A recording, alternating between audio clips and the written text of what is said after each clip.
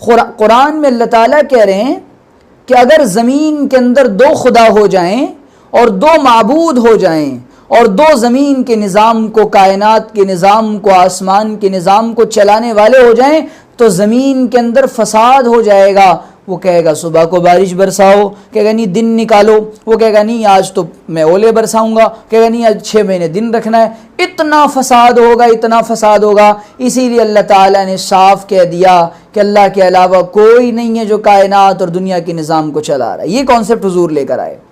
اور آپ نے بار بار انسانیت کو، پوری دنیا کے لوگوں کو یہ بات بتائی ہے۔ تو ہمیں تو ہماری کامیابی تو اسی میں، لیکن آج کل مسلمان بھی یہ بات سمجھ نہیں پا رہا ہے اور لوگوں کو سمجھا بھی نہیں پا رہا ہے کہ جو کچھ مانگنا ہے وہ خدا سے مانگیں، جو کچھ مانگنا ہے اللہ سے مانگیں۔ اور جناب محمد رسول اللہ اور نبیوں کی دعوت کا پہلا اصول یہ ہوتا ہے کہ نبی یہ کہتا ہے اپنی بات میں کہ اللہ کے علاوہ کسی سے آپ کو کوئی توقع نہیں رکھنی، اللہ کے علاوہ کوئی کارساز نہیں ہے، اللہ کے علاوہ کوئی کاموں کو بنانے والا نہیں ہے۔ تو یہ اسلام کی وہ باتیں ہیں جو ہمیں سمجھنی ہیں۔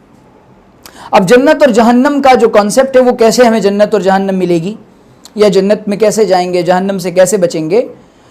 تو اس کی آسان سی بات یہ ہے کہ بھائی وہ کام کرنا شروع کر دیں جو جنت میں لے جانے والے ہیں، اور ان کاموں سے اپنے آپ کو بچا لیں جو جہنم میں لے جانے والے ہیں۔ تو جب ہم وہ کام کرنا شروع کر دیں گے انشاءاللہ جنت کا راستہ ہمارے لیے آسان ہو جائے گا۔ اب آپ دیکھیں کہ اسلام کو جس طریقے سے یورپین کنٹریز میں بدنام کیا گیا، اس کے باوجود اسلام تیزی کے ساتھ بڑھتا جا رہا ہے، آپ دیکھ رہے ہیں دن بدن۔ تو یہ کیوں؟ اس وجہ سے کہ ہمارے یہاں یہ کہا گیا ہے کہ کوئی لڑنے آئے تو اس کا جواب پیار محبت سے دو، یہ کہا گیا ہے کہ کوئی آپ پر ہاتھ اٹھائے تو برداشت کر کے معاف کر دو، یہ کہا گیا ہے کوئی آپ کو ستائے، اور حضور صلی اللہ علیہ وسلم، ہمارا عقیدہ ہے، ہمارے دل کی ہماری آستھا ہے کہ حضور زمین پر سب سے زیادہ مبارک ہستی ہیں، اس کے باوجود آپ کو تکلیفیں مل رہی ہیں تو آپ نظر انداز کر رہے ہیں، آپ معاف کر رہے ہیں، آپ کہہ رہے ہیں کہ نہیں ان کو معاف کر دو۔ اور پورے 13 سال تک مکہ کے دور میں آپ دیکھیں کہ حضور نے سب کو معاف کیا ہے، یہاں تک کہ اسلام کو بدنام کرنے کی سازش کی جا رہی ہے اور کہا جا رہا ہے کہ حضور نے یہ کیا اور وہ کیا۔ جنگوں کے جو حالات ہیں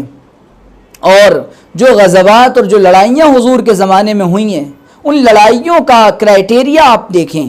اور وہ کن اصولوں میں اور کن ضابطوں میں وہ چیزیں ہو رہی ہیں وہ آپ دیکھیں تو آپ کو نظر آئے گا کہ حضور لڑنا نہیں چاہتے تھے، بلکہ آپ نے جب نبوت کا اعلان کیا ہے، جب آپ کو بتایا گیا کہ اب آپ پروفٹ ہیں، اب آپ کا کام لوگوں کو صحیح بات بتانا ہے، تو جب حضور کو یہ کہا جا رہا ہے اس سے پہلے آپ نے نبوت کے اعلان سے پہلے آپ کی بایوگرافی پڑھیں، اس میں آپ کو نظر آئے گا کہ زندگی میں 2-3 دفعہ ایسا ہوا جس کے اندر حضور نے صلح کو پسند کیا ہے، حضور نے جنگ کو پسند نہیں فرمایا، حضور نے امن